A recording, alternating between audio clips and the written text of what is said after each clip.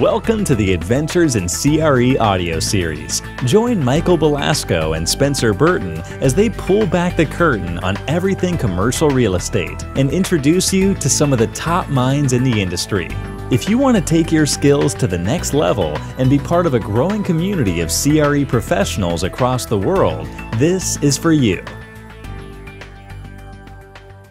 Hello and welcome back to the Adventures in CRE podcast. We have a special guest today, Chad Hagle. Chad, thanks for joining us. And we're going to be talking about your network. We're going to be talking about alumni associations, but not just broadly speaking. We're going to really narrow down and talk about a lot of really neat things that collectively the group has just had really different experiences with in terms of how they've used those relationships and those opportunities. And so, Chad, we're excited to have you. Before we get to you, I'll dish it over to Spencer and do a quick intro, and then we'll jump into the conversation. Awesome. Sure. Chad, again, thanks for joining. So Chad and I have developed a budding friendship, I hope we can call it, over the last few months. Connected through a couple different ways. Met initially through a conference.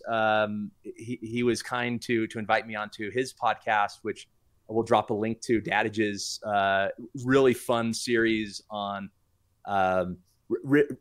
dad and adages and how as we age, we have all sorts of life experience that we can share with the world. So it was a really fun experience. But Chad is a special individual, and that's why we wanted him here. First off, he is CEO of Aventine Development, 22 plus year seasoned history developing across the United States. He has some interesting things he's doing internationally now that we won't have time to discuss today. But in particular, as it relates to today's discussion, he was one of the founding members of the Stanford Professionals in Real Estate, SPIRE. And he and I connected on this because I am a board member and one of the members of the team that helped relaunch the Cornell Real Estate Council. And both have a mission to help call it the next generation of real estate professionals launch successfully. And while they're university specific, I think the broader topic here is, if you're a student listening, if you're an alumni listening, how do we either help you or how do we help others launch careers, and whether that's careers into real estate or otherwise. And so, Chad, let me kick it to you first. This is clearly a mission that you have. 15 years ago, you helped launch SPIRE. To this day, we were talking prior to starting here, how you have this passion of helping, in particular, student athletes. What is it that drives you to help the next generation? Yeah, Spencer, thanks for the question. And thank you, gentlemen, for having me on your platform to talk about such exciting topics and things, as you said, that I'm very passionate about. As you said, 15 years ago at my 10th reunion, that was really my first moment to re-engage actively with my university, Stanford, as an engaged alum. And I look at that last 15 years as my alumni career. I do consider it a career. I've devoted sometimes as much, if not more, energy into my engagement at Stanford and other higher education, and particularly when we formed the organization. And I think this is an important notion about these organizations and the power of them and the importance of them. We were forming it right during the heart of the GFC, and everyone said, "You're nuts to try to form a real estate organization in the middle of the worst real estate recession that any of us can remember." But it was actually that problem, that common challenge that we were all facing, that created the strongest glue to bring us together in the early days to build this organization. And organizations are often founded around that. There's an event, there's a circumstance, there's something that happens that brings people together. But really, what's the glue that makes it stick together is having a mission and creating a culture. And when you look at an individual in any industry, I always say that the two things, and Spencer, you and I talked about this the last time we were together, the two things that really matter and that define success are relationships and performance. And oftentimes it's the former that is the strongest and the most powerful force in advancing your career forward. And when you're talking about building groups, the performance is in the mission. It's in what is the mission that your organization is focused on? What are you trying to accomplish? And then the relationships are built through creating a culture within the institution of support and looking out for your fellow members, your fellow alumni, your fellow colleagues within the industry, and making that a part of your culture and recognizing, acknowledging, and attaching yourself to that notion that we are better together. We're stronger together when we work together and collaborate and share best practices and ideas. And I think that's the foundation to any organization, but in particular, when you're looking at these alumni organizations or affinity-based organizations, that's really the key, is creating that culture. So listening right now, undoubtedly, there are administrators from universities. There are students that are thinking about their future involvement in the university. And then there are alumni who are going, I wish I was more involved, or I wish I could help be more involved, or others be more involved. And stories often are the best way to learn. Share with us your story of launching SPIRE. Like, what was that like? You and 3 friends sitting around going, if only we had? Or how did that come together? It sounds like you were there, because that is exactly what the story was. At my reunion, we're sitting around and there's about 5, 6, 7, 8 of us.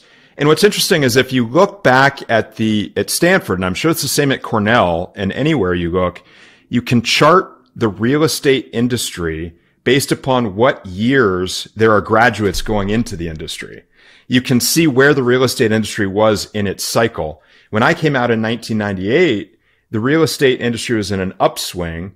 And so there's actually a large number of people in my class of 1998 that gravitated toward the real estate industry just organically, not by any design. And so this group of us that were in the industry, we're looking at the names on all of these buildings across Stanford campus. You know, you look at Bing, you look at Arriaga, you look at Burnham. These are royalty within the real estate industry and royalty within Stanford's ecosystem.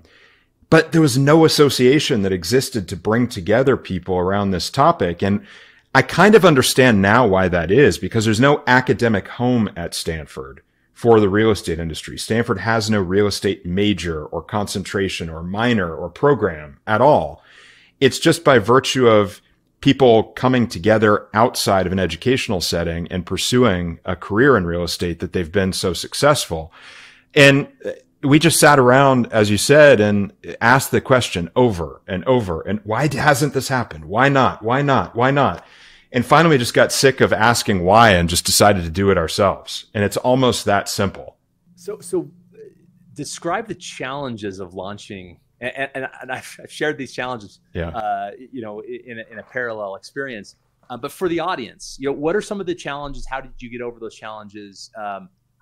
I know we'd like to then get to the next step of this, the deeper level of it, but I think there's some practical knowledge here from your direct experience that is relevant to our listeners and viewers. Yeah, absolutely. I mean, I can go on and on about what it takes to form a nonprofit or organization. And actually, I have within my own podcast, Dadages, there's an episode all about I don't believe in charity. I believe in philanthropic investment. And it talks about the process, and I provide a roadmap for how you can build an organization to attack challenges and opportunities in a philanthropic environment. But to specifically talk about our experience and how it went for SPIRE, I think the biggest thing we had to overcome was, if you're trying to create a culture, by definition, that culture doesn't exist when you're trying to create it. And if the culture doesn't exist, the institutional support for what you're doing doesn't exist. And I can tell you, we were absolutely rogue.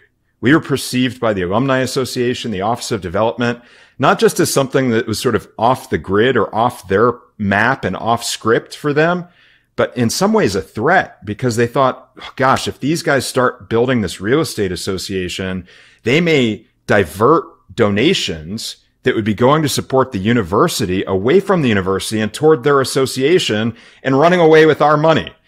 And that was the environment that we started in. And I sat down with the president of the Alumni Association, Howard Wolf, a real estate guy with a Cushman and Wakefield background, among others, and pitched him on what we were trying to do.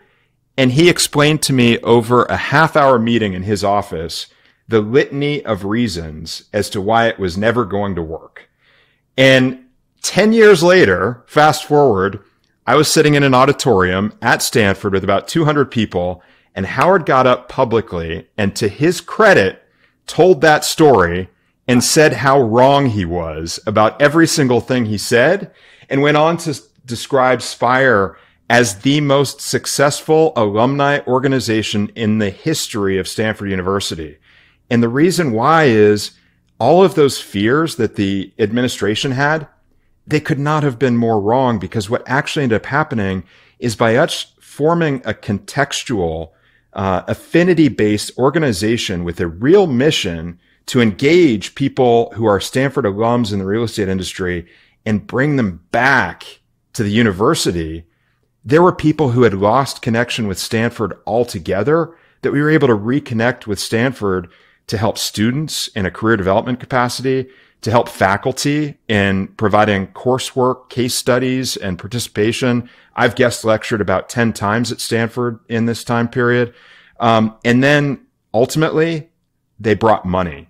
There are donors who are now donating money to Stanford and its programs that weren't connected with the university when we formed the organization.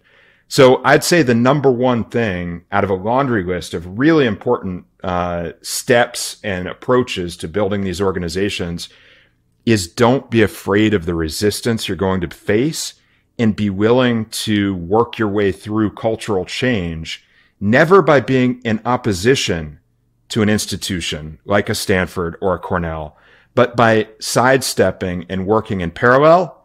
And then the last piece of it is be super gracious at the end when things come back together to give the university all the credit. Those are the two biggest points. The first is, if you're an administrator listening, don't feel threatened by your alumni organizing to create something special and new, because it will benefit you in the long term. And if you're an organizer, recognize that the credit needs to ultimately return to the students first and foremost. Now, yes. The benefit should go to the students first and foremost, and the university as an extension of that. And if those two sides understand that, you can get something special. And SPIRE truly is special. You described it in a way that I hadn't heard described, but I know, looking from the outside in, arguably you're right up there with the best real estate alumni associations in the world, and that's testament to the work that you've done and the people who've worked with you to build that to what it is today. Well, thank you. I appreciate that. As you're talking here, I'm sitting here listening, nodding in my head, and actually like just listening with intrigue. But I have two thoughts. One is we kind of default to that you'll take away from me, Yep. and not just a university, but people. Yeah, the zero-sum game. Exactly. And what we learn is this world doesn't function that way. Anybody who treats anything like a zero-sum game always ends up on the defense, and always ends up just, being left in the dust. Yeah, they're playing the wrong game. That's exactly right. So, I mean, to your credit, I just feel that, like, as I'm hearing you speak, I'm like, oh, this guy never plays that game. He's, and I'm not in the real estate world. I'm, business entrepreneur. And so this is maybe my first interaction with you. And if people are listening and they don't know you, just looking at you, if they're listening, I can tell that's the vibe that you give. Yeah. And so that's the first thing. And the second thing is I wanted to maybe add in a layer of color to, and you tell me, Chad, of how close I am to hitting the mark here. When we talk about building a culture, I think the word that, if I were to describe what that really means, if somebody wants to go out and start giving back the way you have, I look at it more like building a culture, but building a community. Mm-hmm. Okay. Because wherever people are, whether you go back and say we're tribal, whatever you want to, we seek community. Mm-hmm. And we seek like-minded community, okay? And those niches go down very narrow, whether it's, hey, Stanford whether, we talked a little bit about sports and athletes, which hopefully we'll get to here in a minute. But I mean, these are all nuanced communities, and the power of a community. Here is what has changed. And I love advertising. I love marketing. We used to just put out really catchy phrases and things like that. And branding was, you have, these different brand ideas and colors. Branding is no longer. Who had the best catchphrase? That's exactly right. So it's not what you tell the public about you. That's your brand. It's what they tell each other. That's what the brand is. And so when you're talking about community and you're talking about culture, really you're just building off of a set of ethos. And you're saying these. And so I'm guessing you and your friends were like, this is what we want. And we want others to thrive in this environment. So I guess just as you're thinking, if you're listening to this while you're driving to work, whatever, as I'm listening to Chad, I'm just thinking, this is what we need more of. We need more people buying into the zero-sum game is not real. And then how can I be a part of a community that gives back in some way? Because everybody should be. You should be, if you're not doing it for yourself, you should be doing it for others in some way, shape, or form. And I think I was just, bouncing some ideas around my head as you were talking, like, man, this guy makes me want to go out and do some more of that stuff myself. So but you guys are already doing it. You're building your community here within a.cre. And one of the greatest gifts that you can give to anyone is knowledge. And the fact that you guys are devoting your time, effort, and energy to create a platform to share knowledge with your community, that's huge. And I think the next step is, how do you then empower them, encourage them, entice them, drive them to do the same, to pay it back to the community that you guys have built. And then even more importantly, pay it forward into their own communities and what your listeners and your audience are doing back home in their own community and the things that they're doing. And this doesn't just have to be part of a nonprofit life. For me, this is a big part of my for-profit life. I've built my business around the notion of being of service. I don't consider myself a landlord in the real estate industry. I consider myself a developer. And the distinction in my mind is a landlord is actually many times at odds with their tenants. They're across a table, they're negotiating, they're against one another, trying to find a middle ground maybe where they can both be equally dissatisfied with the outcome. Instead, I try to be of service by helping solve problems for my retail clients, helping national and regional retailers help them grow. I've helped them shrink. I've helped them convert. I've helped them downsize. I've helped them exchange an in-house real estate program for an outsourced real estate approach to their business. I've done so many different things over the years, but I've always been of service. And I've always considered myself and considered that one of the foremost values of my organization, both my for-profit development entity and any nonprofit that I'm a part of. Michael, where are you at on this? Yeah, I'm loving this conversation. Me personally, learned this quite by accident directly through Adventures in CRE. And you said, Chad, it's as much a part of your for-profit life as it is of your nonprofit life. Well, when Adventures in CRE started, there was no dream of Spencer and I for this to become a business.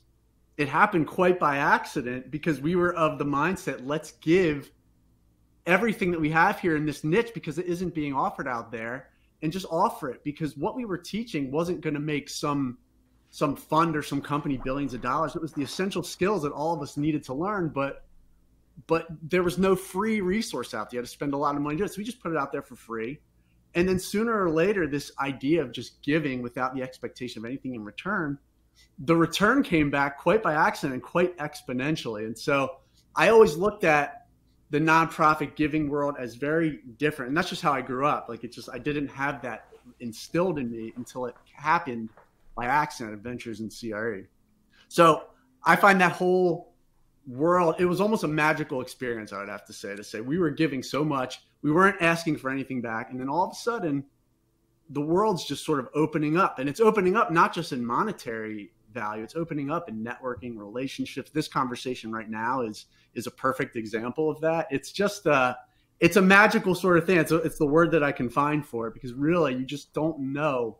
It's not logical sometimes how things sort of come back to you when you give and give without the expectation of anything in return. So I've come to conclude, and we're getting a bit off track, but I think this is a really fun thing, that there is a bank account called a Goodwill bank account. This is a bank account that we bank anytime that you help someone young in the industry grow. Every time, Chad, you are guest lecturing at Stanford, or you're taking that phone call to help, you're banking goodwill. And how you spend that goodwill is not quite as cut and clear as it is using your debit card, but it certainly is a bank account that grows over time. And it's not purely philanthropic. However, it is greatly rewarding. I spent last week, I mentioned before we started, in this retreat at Sundance with 60 of the most incredible people really I've ever met. And there was no profit motive, and everyone got together, and it wasn't about networking with one another because we're all in disparate industries. It was about helping one another think about our problems and think, and the theme was uncommon, think differently. That never would have happened if it wasn't for a.c.re. And I can draw the line, and I won't because it'll bore you, how eventually I ended up in Sundance last week because of a.c.re. The point is, you never know how that goodwill will come back and benefit you. And that's clearly been the case for you and your SPIRE career. Yeah. I want to loop this back into SPIRE. And for those, there's a lot of universities that aren't as established or have absolutely no association even related to real estate. Walk us through, if you can recall, how you bootstrapped this thing together. Did you guys set KPIs? Did you have goals, or was it just, hey, let's get together a group of people for beer? I mean, how did it form and then come to become such a juggernaut within the Stanford community? Yeah, so I'll focus on a couple of key principles that I think served us well early on. One is something I learned from my former business partner who went on to a career in politics. And he used to say that the larger the audience you're talking to, the tighter your message needs to be. At the time, he was campaigning for state office in California, and he ran his entire political campaign on 2 sentences, literally 2 sentences. He would stick to those same 2 sentences over and over and over again to deliver the same message in the same way consistently to the entire constituency. Obviously, when you're launching an association or organization like this, it's not like running a campaign in a state the size of California, but you're still talking to a pretty broad audience. So you've got to be very concise. And I hate the term elevator pitch, but that's the common term we use in our industry. So to relate it to that, your pitch has to be really tight, and it's got to be very brief and understandable and concrete. And so with SPIRE at Stanford, we formed 3 pillars of our mission. And the 3 pillars were alumni professional networking, student outreach, and university engagement. Those 3 pillars are still the same 3 pillars of SPIRE 15 years later. We formed those 3 pillars in the first 15 days of the organization, and we've stuck to them the entire time.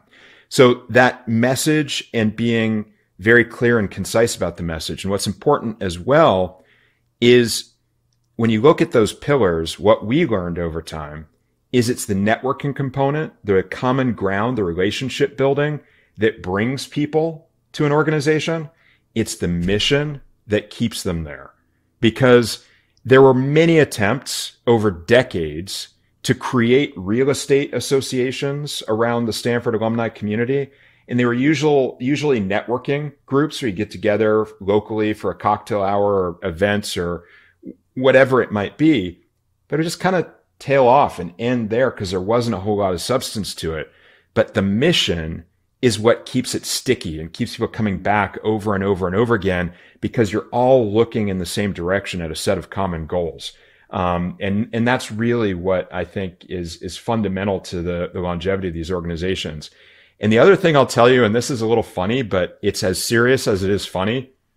One of the first things that I invested real money in is coming up with a cool logo. And instead of just having, when you go to like a dinner party, they'll give you those cheesy paper name tags that don't really stick to anything except themselves, and they fall off and you find them on the ground. We invested in hard plastic name tags with everyone's name engraved on them who came to our first event. That was 12 people. We had to pay like $20 a piece because we weren't ordering in quantity. But the impact that something tangible, physical, hard, that would sustainable, that would last, not a piece of paper that was thrown on the ground, it said something about the organization. Sometimes form is just as important as substance, and it can be these crazy little things that you invest in that pay huge dividends unexpectedly. And I bet several of those 12 people still have. I've got mine. Yeah. There's one. So let's talk about student outreach. Call it the last 10 minutes here. And I think student outreach relates to alumni association. So there's going to be some practical advice for those who are launching or have an association. But also if you're an individual and you're saying, how do I give back in some way? I shared this story. I met this individual last week. He is former investor, tech investor, who decided to become an adjunct professor, just a salt of the earth sort of individual. COVID hit. Many of his students were losing internships. And so he thought, well, how do I give them some internship experience over the summer? He launched this summer program that was a phenomenal success to the point where the administration, the president of the university called him in. He thought he was going to get in trouble for doing something rogue, and ended up, he got an award. And now it's a program that he does every summer to help students get experience that they don't get in the classroom. What are some things, A, you're doing at SPIRE to help students, and then B, either personally or otherwise, that you think are opportunities for people to give back to the next generation of students? I love that story, and I can relate to that story tremendously from my own experience. As I shared with you gentlemen earlier, the arc of my alumni career over the last 15 years has had a common theme, which is professional development and career opportunities, particularly for undergraduate students.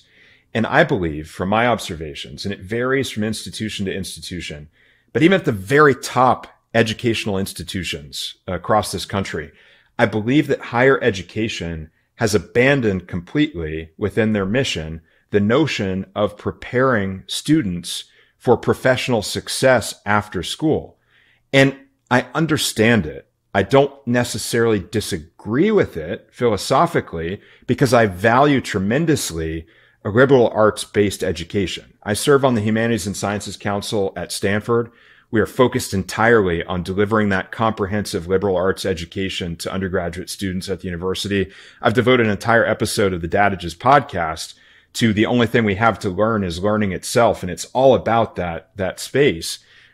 All of that being said, though, I believe that there is still an obligation in parallel to that to both give students the fundamental skill set and tools that they need to be successful in any business, whether they've narrowed it down or zeroed in on a particular industry or just are gaining generally transferable professional skills and knowledge.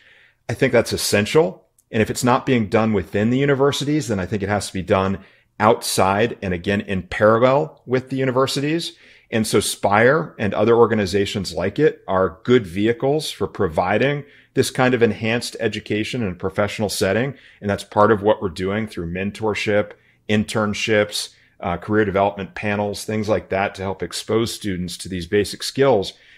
But then the other piece that's missing is the networking piece.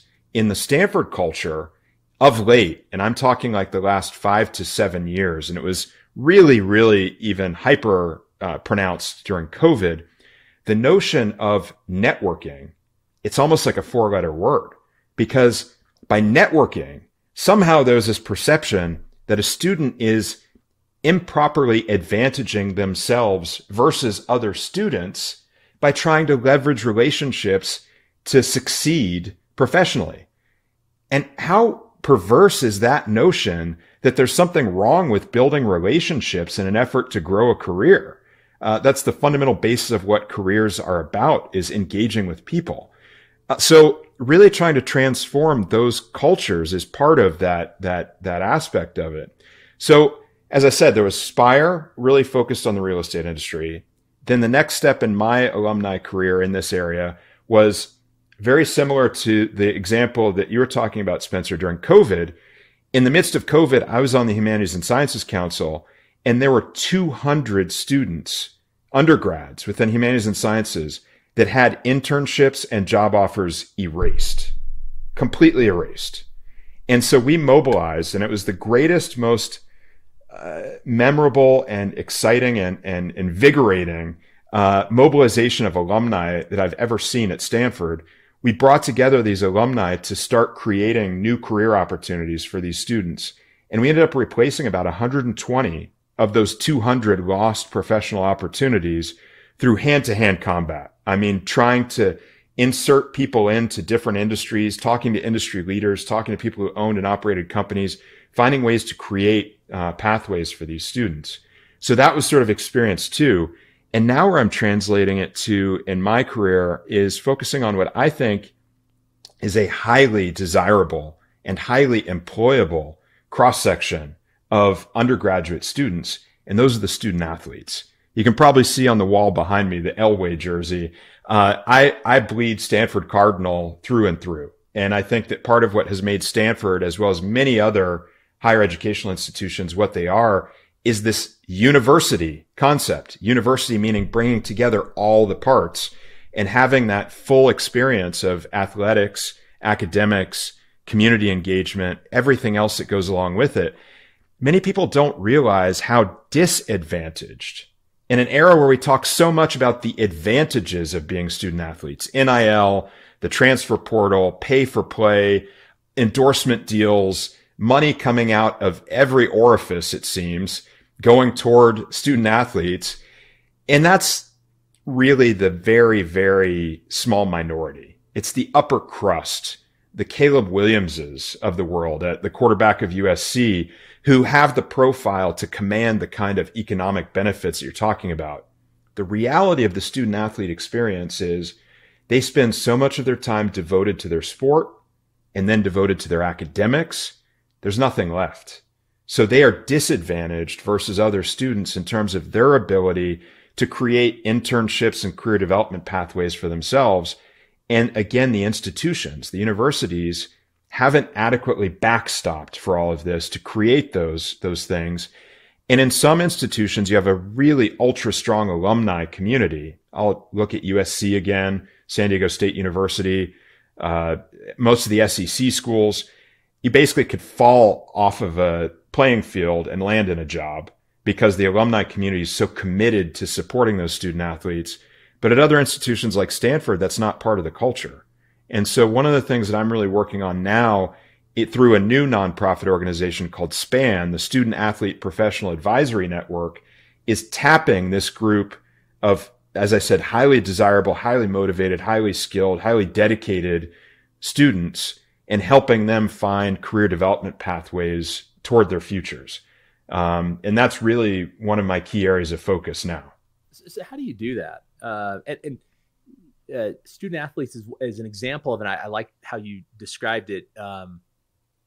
These are people that are disadvantaged in some way, yeah. and the disadvantage if you're a student athlete, that seems to those of us who aren't as don't have the experience of a student athlete, we go, oh, come on. But you're right; they're basically doing two things at once. Yeah. They're running a full-time job as an athlete and a full-time job as a student, and there's just not enough time to do the third. And what we always say to graduate students, your full-time job should be getting a job while you're at school. Yeah. And they don't have time for that. Definitely not. So what are some ways that we can help? I say we collectively, listeners, viewers, the four of us, help those students that need a bit of help. What are some practical ideas that you've found? Yeah. So I'm going to present it in the terms of a challenge that I heard from an alum, and then a solution that I offered in response to that. The challenge I heard was, and I think this is a fairly pervasive attitude from what I've seen. Well, these students, athletes, they've got all these commitments in the summer. They have very little free time. They're very rarely available. It'd be a really limited engagement. I don't know that our company is going to get that much value out of having them come work for us for a summer because it's just not going to work out. So I think it's just too difficult to try to address these guys' needs. And my response was, everything you just pointed out is why we need to focus on helping this group of young men and young women who are so committed to what they're doing and don't have all this free time. It's not about how can they fit into a job that we might be able to offer. It's about how can we, as professionals who have some control over our own lives and our own companies, adjust the opportunity to make it fit the candidate. How can we make the opportunities to serve our businesses more compatible with individuals that, and going back to the example you gave, Spencer, of your colleague creating new types of internships that could be done during COVID in a virtual setting, all of those lessons learned, what he took away from that, and the way to create these new kinds of jobs and new kinds of internships, those apply just as well to a student athlete who can't be on location all the time because they have a rigorous training schedule even throughout the summer. Those lessons learned can be very easily adapted to helping to meet the needs of this special population. And I would argue many different special populations that might need this kind of attention to give them a level playing field and an opportunity to succeed professionally where they might be challenged today. Not only, let me just add to this real quickly. Not only is it advantageous to change this sort of thought paradigm for the student, but it's advantageous for the business. You take this group of students, not only are they, athletically gifted, but to get up to the collegiate level of playing sports, there is a tremendous amount of dedication, focus, and effort. And yes, you might need to learn some of the skills to translate to the business, but once you learn that, then all of a sudden you have this, one of the top most, the best performing athletes in the world, arguably, if they get to the collegiate level. Now they're transferring that tenacity and drive into your business. So it's almost a gift if companies could see that angle, create that new opportunity to transition these folks into these industries. They could have some of the best performing companies in the world. So it's an interesting perspective, and it's an interesting focus, Chad. It's really exciting to see that you're doing this. I think there's a benefit for everyone. It's what Sam sort of said with the zero-sum game, and now everybody could benefit from this. So let me add to Michael's point, because I think it's spot on, and that is, just because a candidate doesn't look the way that you think they should look, or doesn't have a resume exactly the way you think that resume should look, does not mean they're not a candidate that will add value to your organization. And I would argue that when you bring in candidates that are distinct from what you're used to, they will add something new and special and make your organization better. And in the context of a student athlete, it's someone that they don't have the schedule that you're used to, but they have the tenacity and drive, like Michael was describing, that make them special and unique and will improve your organization. Like, that's the pitch now for me. And it relates really to any candidate that doesn't look the way that on paper or in person, the way that you expect them to look. And I'll cite an expert who's a lot smarter than I am, but he's someone I've come to know quite well, and I really respect him. Professor Glenn Cramen, who teaches at the Stanford Graduate School of Business and writes for the New York Times. He told me that in his GSB classes, he will admit Stanford University undergraduate seniors, but he will only admit seniors that play NCAA Division I sports for exactly the reason you said, Spencer. They come with a level of performance, a level of commitment, a level of drive, and a level of willingness to put in the hard work that is unequal to any of their peers. It is so vastly superior to their peers that they're the only ones that he finds that can compete in a graduate school environment. And I think that translates directly to the professional sector as well, exactly to your point. I love Chad, thank you for joining. Let me say to viewers and listeners, go check out Dadages. It's fun. So first off, it's a rare podcast in the context of it's cerebral. You go an hour, real substance. It's practical. So Chad brings on individuals that are doing very real things in interesting industries that you can apply to yours. And it's entertaining. He finishes every one of his episodes with a dad joke. And I quizzed my I think that's how we should end this one. Have you got anything queued up? Have you got anything queued up? I'm racking my brain about some that I've heard, because I've been with a group that we were telling a lot of jokes, but none of them were appropriate. I got one for you. I got one for you, Chad. Okay. All right. What is the leading cause of dry skin? I don't know. What's the leading cause of dry skin? Towels. There you go. Keeping the bad dad joke alive, a.c.re. style. That's right. I love it. So Dadage is a great podcast. Check it out. Chad, thanks so much for joining. I'll give it to Sam to wrap us up. Yeah, this was a lot of fun, Chad. And, you know, I could listen to that sultry voice forever. You guys go check out Dadages. And thanks for listening to the pod, and we'll see you on the next episode. Thanks for tuning into this episode of the Adventures in CRE audio series. For show notes and additional resources, head over to www.adventuresincre.com/audio series.